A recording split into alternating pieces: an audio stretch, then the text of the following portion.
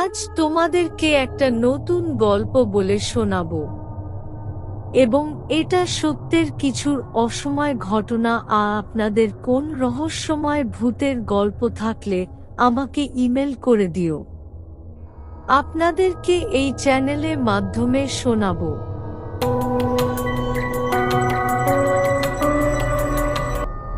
একই কে বাসন মাজছে ওই পুকুরের সামনে? সুজয় চিৎকার করে উঠল।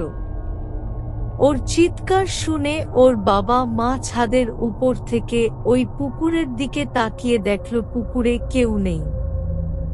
ওনারা সুজয়কে এরপর ঘরে নিয়ে যায়।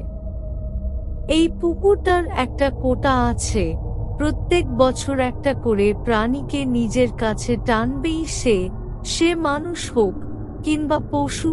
লোকমুখে প্রচলিত আছে ওই পুকুরটা যেদিন কাটা হয়েছিল তখন 1990 সাল, চারিদিক জঙ্গল আর জঙ্গল, খুন খারাপি লেগেই থাকত।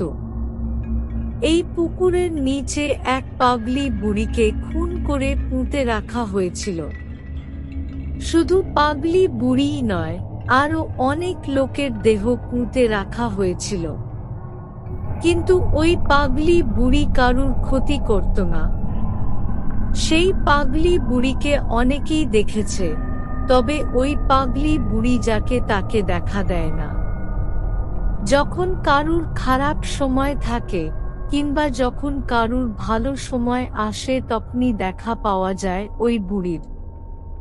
না জানি আমার ছেলে কেন দেখতে পেল ওই বুড়িকে। সুজয়ের বাবা ফিস করে সুজয়ের মাকে বলল, কি জানি বাবা, আজকাল গভীর রাতে কুকুরগুলো ডাকতে থাকে প্রচণ্ড। এই পুকুরের সামনে গোল হয়ে দাঁড়িয়ে বলল সুজয়ের মা, রাত অনেক হলো, শুয়ে পড়ো। তুমি যাও, আমি আসছি, ফিসফিসিয়ে উত্তর দিল সুজয়ের মা। পুকুরটা একেবারে শান্ত। এই পুকুরের কাছে অনেকেই অনেক কিছু দেখেছে, কিন্তু সেই সব অলৌকিক জিনিস কারুর কোনো ক্ষতি করেনি। হঠাৎ এই শান্ত পুকুরটা প্রচণ্ড ক্ষিপ্ত হয়ে উঠল। 1 মাসের ভিতর কিভাবে ক্ষিপ্ত হলো পুকুরটা সেই কারণ অজানা সকলের। তবে আজকাল ওই পুকুরটার আশেপাশে কারুর বাড়িতে সদ্যজাত পুত্র সন্তান জন্ম নিলে সেই সন্তান যে কিভাবে নিখোঁজ হয়ে যায় তা বোঝা বড় দায়। শুধু কি তাই, আশেপাশে যত বাড়িঘর ছিল সেই বাড়িঘরগুলো থেকে মুরগি, ছাগল অদ্ভুতভাবে নিখোঁজ হতে শুরু করল। কিন্তু কোথায় যে যায় তা ক্রমশ রহস্য হতে থাকল। এর পিছনে যে অলৌকিক ঘটনা জড়িয়ে আছে সেটা কেউ বিশ্বাস না করে এটাকে চোরের কারসাজি বলে ব্যাপারটা উড়িয়ে দিল সকলে। কিন্তু শেষে যখন চুরির পরিমাণ বেড়েই চলল, তখন শেষমেশ গ্রামবাসীরা মিলে ঠিক করল তারা পাহারা বসাবে। কথামতো 2 জন পাহারাদার নিযুক্ত করা হলো। তাদেরকে গ্রামবাসীরা চাঁদা বাবদ প্রত্যেক মাসের শেষে কিছু নগদ অর্থ দেবে এবং বিনিময়ে তারা পাহারা দেবে। বেশ ভালো। এই পাহারাদার নিযুক্ত করার পর গ্রামে ছাগল, মুরগি 2 দিন মতন চুরি হওয়া বন্ধ হয়ে গেল। কিন্তু তৃতীয় দিন থেকে আবার চুরির পরিমাণ বেড়ে যায়। এবার শুধু চুরি না, সাথে প্রত্যেকটা বাড়িতে ইট পাথরের টুকরো পড়া আরম্ভ হলো। আর যে পাথরগুলো পড়ত সেগুলো কিন্তু সকাল বেলা গেলে খুঁজে পাওয়া যেত না। কিন্তু আশ্চর্যের বিষয় হলো এটাই যে যেদিন থেকে পাথরের উপদ্রব শুরু হয়েছিল তার পরের দিন থেকেই ওই পুকুর পাড়ের আশেপাশে অনেক বড় বড় পাথরের খোঁয়া পড়ে থাকতে দেখা যেত। এই রকম একটা ঘটনা দেখে তারা সকলেই অবাক। তাদের মনে এই ধারণা তৈরি হলো যে ওই পুকুরের কাছে কিছু একটা গন্ডগোল আছে। গ্রামবাসীদের অনুরোধে ওই পাহারাদারগুলো ওই পুকুরটার আশেপাশে ভালোভাবে পাহারা দিতে থাকল। সামনে সুজয়দের বাড়ি থেকে রাতের খাবারও দিয়ে যায় ওই পাহারাদারদের। গরমকালের রাত, লোকজন প্রায় চেতনই থাকে, আবার তার মধ্যে যাদের বাড়িতে খামার রয়েছে তাদের তো দুশ্চিন্তাতে ঘুমই হয় না ঠিকঠাক। দিনটা ছিল বুধবার। দুটো থালায় ভাত, ডাল, ইঁচড়ের তরকারি আর বকফুলের বড়া পেট পুরে খেল ওই পাহারাদারগুলো। ওই পুকুরের সামনে একটা মাঠ আছে, সেইখানেই তাদের নৈশভোজ সারল। তারপর অমিত বলে উঠল, যা রতন, থালা দুটো দিয়ে আয় সুজয়ের বাড়িতে, আমি ততক্ষণে হাত পা ধুয়ে নিই। রতন থালা দুটো দিয়ে এসে ওই পুকুর পাড়ের কাছে গিয়ে যা দেখল তাতে রতনের পিলে চমকে গেল। রতন দেখল অমিতকে 4 থেকে 5 জন মোটা কালো কুৎসিত বেটে মানুষ চাপটে ধরে জলের মাঝখানের দিকে নিয়ে গেছে। চাঁদের আলোয় তাদের মুখের গঠন না দেখা গেলেও ওরা 4-5 জন ছিল তা রতন বুঝতে পারল।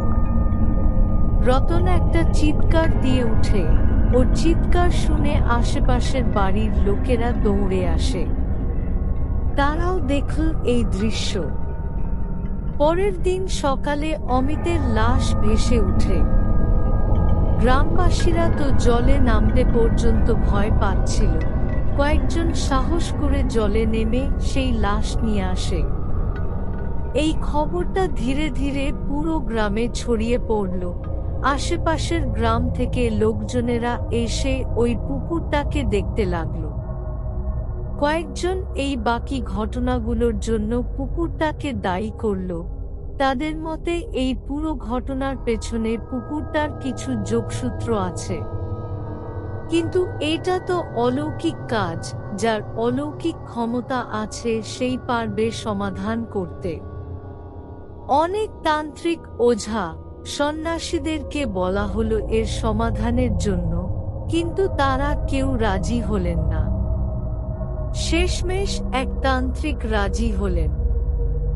তিনি বললেন তাকে যদি মোটা অঙ্কের টাকা দেওয়া হয় তবে সে কাজটা করে দেবে।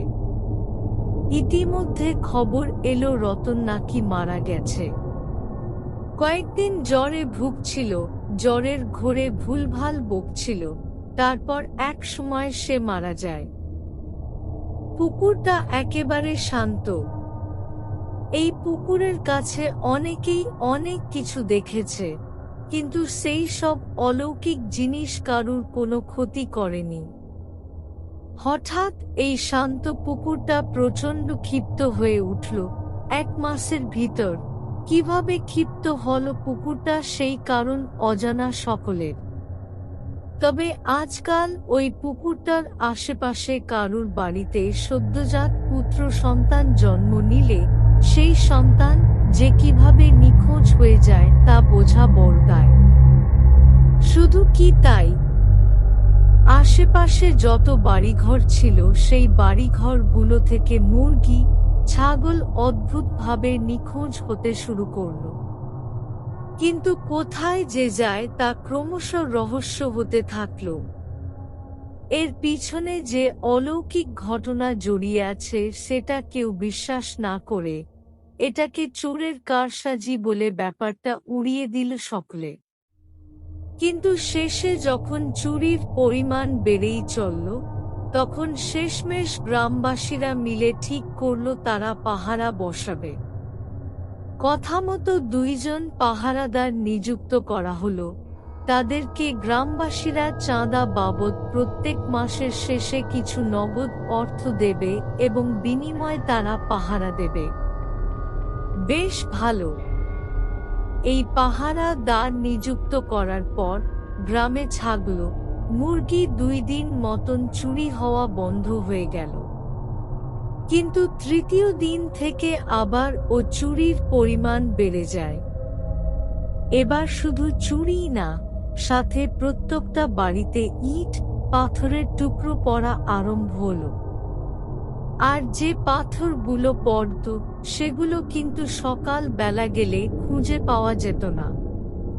কিন্তু আশ্চর্যের বিষয় হলো এটাই যে যেদিন থেকে পাথরের উপদ্রব শুরু হয়েছিল তার পরের দিন থেকেই ওই পুকুর পাড়ের আশেপাশে অনেক বড় বড় পাথরের খোঁয়া পড়ে থাকতে দেখা যেত। এই রকম একটা ঘটনা দেখে তারা সকলেই অবাক। তাদের মনে এই ধারণা তৈরি হলো যে ওই পুকুরের কাছে কিছু একটা গন্ডগোল আছে। গ্রামবাসীদের অনুরোধে ওই পাহারাদারগুলো ওই পুকুরটার আশেপাশে ভালোভাবে পাহারা দিতে থাকল। সামনে সুজয়দের বাড়ি থেকে রাতের খাবারও দিয়ে যায় ওই পাহারাদারদের। গরমকালের রাত, লোকজন প্রায় চেতনই থাকে, আবার তার মধ্যে যাদের বাড়িতে খামার রয়েছে তাদের তো দুশ্চিন্তাতে ঘুমই হয় না ঠিকঠাক। দিনটা ছিল বুধবার। দুটো থালায় ভাত, ডাল, ইঁচড়ের তরকারি আর বকফুলের বড়া পেট পুরে খেল ওই পাহারাদারগুলো। ওই পুকুরের সামনে একটা মাঠ আছে, সেইখানেই তাদের নৈশভোজ সারল। তারপর অমিত বলে উঠল, যা রতন, থালা দুটো দিয়ে আয় সুজয়ের বাড়িতে, আমি ততক্ষণে হাত পা ধুয়ে নিই। রতন থালা দুটো দিয়ে এসে ওই পুকুর পাড়ের কাছে গিয়ে যা দেখল তাতে রতনের পিলে চমকে গেল। রতন দেখল অমিতকে 4 থেকে 5 জন মোটা কালো কুৎসিত বেটে মানুষ চাপটে ধরে জলের মাঝখানের দিকে নিয়ে গেছে। চাঁদের আলোয় তাদের মুখের গঠন না দেখা গেলেও ওরা 4-5 জন ছিল তা রতন বুঝতে পারল। রতন একটা চিৎকার দিয়ে উঠে, ওর চিৎকার শুনে আশেপাশের বাড়ির লোকেরা দৌড়ে আসে। তারাও দেখল এই দৃশ্য। পরের দিন সকালে অমিতের লাশ ভেসে উঠে। গ্রামবাসীরা তো জলে নামতে পর্যন্ত ভয় পাচ্ছিল। কয়েকজন সাহস করে জলে নেমে সেই লাশ নিয়ে আসে। এই খবরটা ধীরে ধীরে পুরো গ্রামে ছড়িয়ে পড়ল। আশেপাশের গ্রাম থেকে লোকজনেরা এসে ওই পুকুরটাকে দেখতে লাগলো। কয়েকজন এই বাকি ঘটনাগুলোর জন্য পুকুরটাকে দায়ী করল। তাদের মতে এই পুরো ঘটনার পেছনে পুকুরটার কিছু যোগসূত্র আছে। কিন্তু এটা তো অলৌকিক কাজ, যার অলৌকিক ক্ষমতা আছে সেই পারবে সমাধান করতে। অনেক তান্ত্রিক, ওঝা, সন্ন্যাসীদেরকে বলা হলো এর সমাধানের জন্য, কিন্তু তারা কেউ রাজি হলেন না। শেষমেশ এক তান্ত্রিক রাজি হলেন। তিনি বললেন তাকে যদি মোটা অঙ্কের টাকা দেওয়া হয় তবে সে কাজটা করে দেবে। ইতিমধ্যে খবর এলো রতন নাকি মারা গেছে। কয়েকদিন জ্বরে ভুগছিল, জ্বরের ঘোরে ভুলভাল বকছিল, তারপর এক সময় সে মারা যায়।